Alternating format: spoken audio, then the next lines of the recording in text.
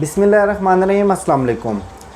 दो बड़े अहम इश्यूज़ हैं आज जो इस वीडियो में मैं आपके साथ डिस्कस करूंगा। शाह महमूद कुरैशी साहब ने पूरे आलम इस्लाम की तर्जुमानी का, नुमाइंदगी का हक़ अदा कर दिया। एक बहुत बड़ी फ़तेह नसीब हुई आलम इस्लाम को, फ़लस्तीनियों को और पूरी दुनिया के उन लोगों को जो फ़लस्तीनी भाइयों की मदद के लिए, उनसे इज़हार यकजहती के लिए बाहर निकले।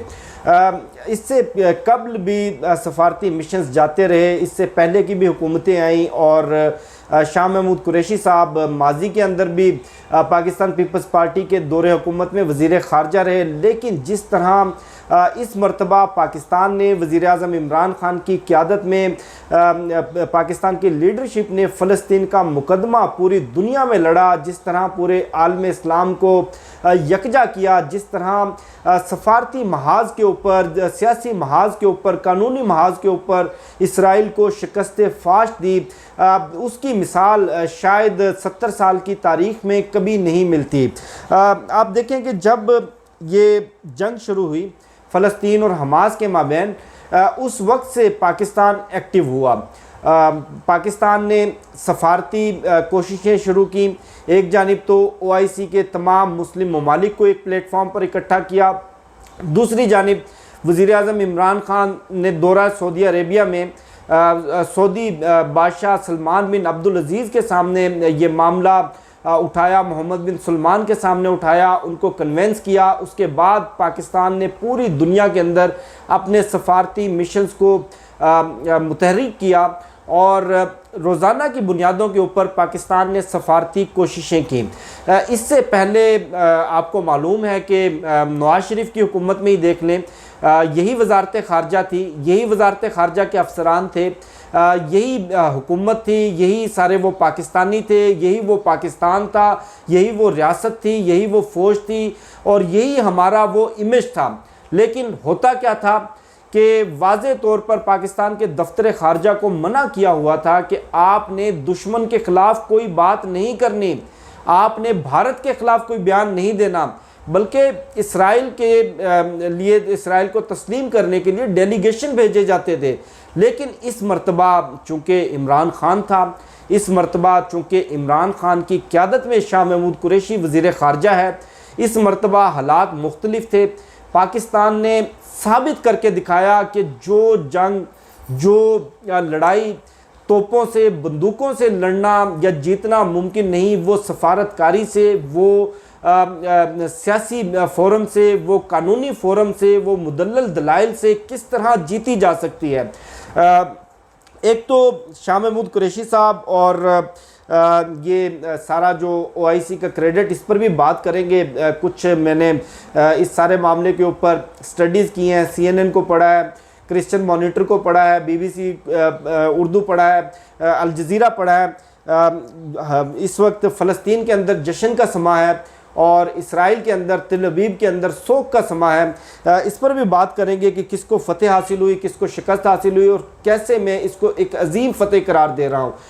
शाह महमूद कुरैशी साहब ने कल CNN के ऊपर एक इंटरव्यू भी दिया। आप देखें कि पहले वो तुर्की गए, तुर्की में तुर्की के वज़ीर ख़ारजा को लिया, सूडान के वज़ीर ख़ारजा को लिया, फ़लस्तीन के वज़ीर ख़ारजा को लिया, ट्यूनिस के वज़ीर ख़ारजा को लिया। सलामती कौंसल जब मुकम्मल नाकाम हुई तो उसके बाद अक़वाम मुत्तहिदा की जनरल असम्बली में पाकिस्तान ये मामला लेकर गया और तमाम दोस्तों को, तमाम भाइयों को, तमाम मुसलमानों को, तमाम क़यादत को इकट्ठा करके पाकिस्तान की लीडरशिप में अक़वाम मुत्तहिदा ये मिशन गया। और कल अक़वाम मुत्तहिदा की जनरल असम्बली में शाह महमूद कुरैशी की तकरीर पूरी दुनिया ने सुनी और शाह महमूद कुरैशी के अल्फाज पूरी दुनिया ने सुने कि एक कुद्स, एक फ़लस्तीन में हाजिर हों। हम पाकिस्तान की 22 करोड़ अवाम का बच्चा बच्चा हाजिर है और ये मुतालबा किया गया कि अगर अक़वाम मुत्तहिदा सलामती कौंसल इस मसले को हल करने में नाकाम है तो हम एक आलमी फ़ोर्स बना लेते हैं, एक आलमी फ़ौज बना लेते हैं इस्लामी ममालिक की क़यादत में। उस आलमी फ़ौज को तैनात कर देते हैं फ़लस्तीन में। जब इस तरह के बयानात और इस तरह के पैगामात जब पाकिस्तान की जानिब से, आलम इस्लाम की जानिब से दिए गए तो अक़वाम आलम के वो ममालिक जो इस पूरी खून रेज़ी के ऊपर, इन मज़ालिम के ऊपर बड़े अरसे से खामोश थे, उनको भी बिलाखिर होश आया। और अक़वाम मुत्तहिदा के जनरल सेक्रेटरी का ये बयान कि ज़मीन पर जहन्नुम अगर कोई है तो वो फ़लस्तीन के बच्चों के लिए इसराइल ने फ़लस्तीन को जहन्नुम बना दिया हुआ है, ये बड़ा भारी भरकम बयान था। और शाह महमूद कुरैशी साहब की सफारती कोशिशें और जनरल असम्बली के अंदर जो इस्लामी ममालिक, जो हमारे बरादर मुस्लिम ममालिक जिन्होंने इस तरह से साथ दिया और ये तजवीज़ के अगर सलामती कौंसल इसके ऊपर इत्तफाक़ राय नहीं करती तो जो ममालिक इत्तफाक़ राय करते हैं हम मिलकर फ़ैसला कर लेते हैं। बिलाखिर अक़वाम मुत्तहिदा को भी अपनी पड़ी, उनकी भी अपनी क्रेडिबिलिटी का मामला था। जंग बंदी हो गई। अब जंग बंदी के अंदर फ़लस्तीन की कितनी मजबूरी थी, इसराइल की कितनी मजबूरी थी, इस पर बात करने से पहले ज़रा शाह महमूद कुरैशी साहब ने CNN के ऊपर एक इंटरव्यू दिया। इंटरव्यूज़ माजी में भी दिए जाते रहे। आपको याद होगा CNN पर ही एक इंटरव्यू मफरूर मुजरिम नवाज शरीफ, जो 3 बार बदकिस्मती से पाकिस्तान का वज़ीर आज़म रहा, उसने भी दिया। और उस इंटरव्यू में जो इंटरव्यू लेने वाली सहाफ़ी थी उसको मौसूफ़ ने पेशकश करवाई कि मैं आपको आईफोन गिफ्ट करता हूँ, बदले में आप मुझसे दोस्ती कर लें। यानी कि ये इनकी अखलाकियात का आलम था, ये इनकी औकात का आलम था और ये इनका ओवरऑल कद काठ था। शाह महमूद कुरैशी साहब ने इंटरव्यू दिया। उस इंटरव्यू के अंदर CNN की एंकर को उन्होंने कहा कि इसराइल जंग हार रहा है, हर फोरम पर हार रहा है, मीडिया पर भी हार रहा है। और मीडिया पर इस सब के बावजूद कि पूरी दुनिया का मीडिया इसराइल के साथ है, इसराइल के कनेक्शंस हैं मीडिया के साथ, इस सब के बावजूद इसराइल मीडिया वार बड़ी बुरी तरह से हार रहा है। एंकर ने फौरी सवाल किया कि कैसे कनेक्शन। उन्होंने कहा कि इसराइल हैव बिग पॉकेट्स और इसराइल पूरी दुनिया के मीडिया को ख़रीदता है, पूरी दुनिया का मीडिया इसराइल का ज़र ख़रीद ग़ुलाम है। और इतना उन्होंने मुदल्लल अंदाज से, इतने अल्फाज के बेहतरीन चुनाव से CNN की एंकर को खामोश करवाया कि उसके पास कोई जवाब नहीं रहा। अब ये जो सारी जंगबंदी हुई है, इस वक्त फ़लस्तीन के अंदर जश्न का समा है और तल अबीब में, इसराइल में इस वक्त सोग का समा है। जो आलमी मीडिया 8 बड़ी वजूहात जो हमास की जीत की बता रहा है, वो ये आप देखें कि एक तो जो 2014 की जंग थी वो 50 दिन से ज़ायद जारी रही, पूरी दुनिया का दबाव एक तरफ, लेकिन इसराइल दबाव में नहीं आया। इस मरतबा 10 दिन के बाद, ठीक 10 दिन की जंग के बाद इसराइल को यकतरफा सीज़ फायर का ऐलान करना पड़ा। और इसराइली मीडिया के मुताबिक अमेरिका के दबाव के ऊपर और जो बाइडन की जो उनके स्टेट ऑफिस ने जो प्रेस रिलीज़ जारी की, उसके मुताबिक जो बाइडन ने कहा कि हमारे ऊपर भी बड़ा दबाव है पूरी दुनिया का, आप मेहरबानी करें, आप ये मजालिम का सिलसिला बंद करें, बच्चों को कत्लेआम करना बंद करें, आप अस्पतालों के ऊपर बमबारी बंद करें, हमारी ये मजबूरी बन चुकी है। दूसरा, इस मरतबा इसराइल का नुकसान बहुत ज़्यादा हुआ है, जानी नुकसान भी बहुत ज़्यादा हुआ है, माली नुकसान उसका अभी तक अंदाज़ा नहीं किया जा सका, लेकिन अरबों डॉलर का इंफ्रास्ट्रक्चर उनका तबाह हुआ और जो असलहा खर्च किया, गोला बारूद खर्च किया, वो भी अरबों डॉलर में खर्च किया। 14 से ज़ायद इसराइली शहरी इस जंग के अंदर मारे गए, जबकि दूसरी तरफ 230 से ज़ायद फ़लस्तीनी शहीद हुए। और इस मरतबा हमास की मुज़ाहमत बड़ी मुख्तलिफ थी, ज़्यादा मौसर थी, माजी की निस्बत ज़्यादा कारगर थी। और हमास ने साबित किया कि इसराइल को नुकसान पहुंचाने की सलाहियत उनकी माजी की निस्बत बहुत ज़्यादा बढ़ चुकी है। और गुज़श्ता जंग के अंदर उन्होंने कोई 50 रोज़ा जंग में 4000 रॉकेट्स फायर किए, इस मरतबा 10 रोज़ा जंग के अंदर 4800 रॉकेट्स फायर किए।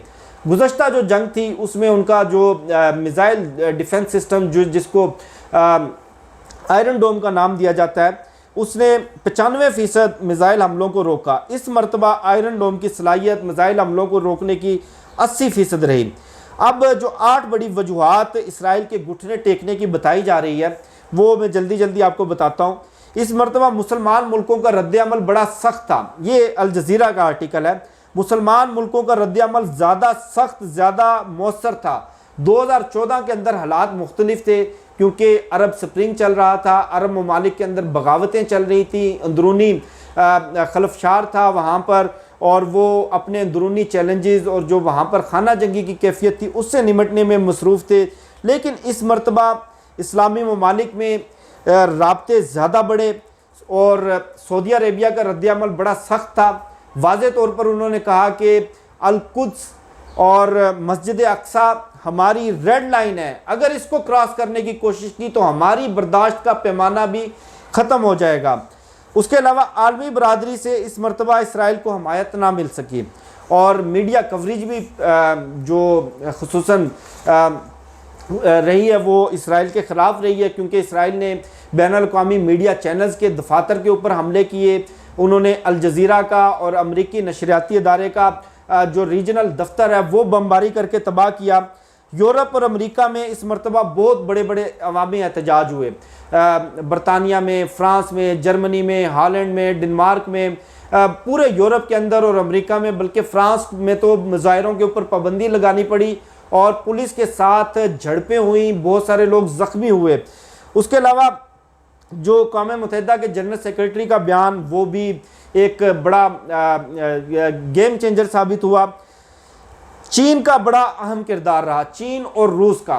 चीन ने इस सारे तनाज़े को, इस पूरी जंग को अमेरिका के ख़िलाफ़ एक मौके के तौर पर इस्तेमाल किया, क्योंकि आपको मालूम है कि सिंकियांग के मुसलमानों के बारे में अमेरिका, बरतानिया और BBC जैसे इदारे हर आए रोज़ प्रोपिगंडा करते रहते हैं।